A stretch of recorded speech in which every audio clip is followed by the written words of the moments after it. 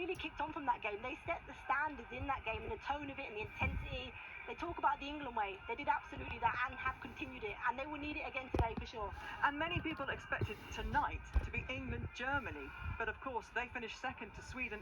In some ways, people then thought that was an easier side of the draw. I'm not sure whether you think about that when you're in camp and you're looking at it, but is Sweden actually perhaps a tougher test than Germany? Potentially, Farah's looking at me because I didn't really look at that. I wasn't really concentrating on that as a player, but I can imagine these players are thinking it. Obviously, the coaching staff, the technical staff, obviously the scouts they've got. This seems like, on paper, a better route for England to get to the final, but I'm not saying it's an easier route in the sense of facing Sweden because they're going to be a very hard test today, but I'm really excited for it. Any test against Sweden or Germany is very difficult, and obviously Italy will be a tough test as well.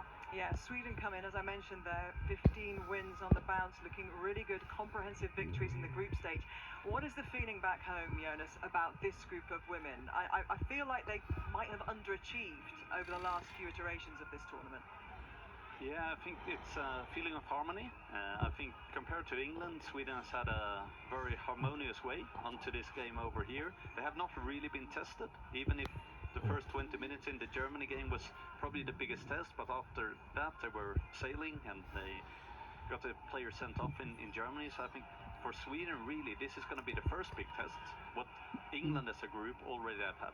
And it's going to be their biggest test, but they know each other so well, don't they, over major tournaments, but also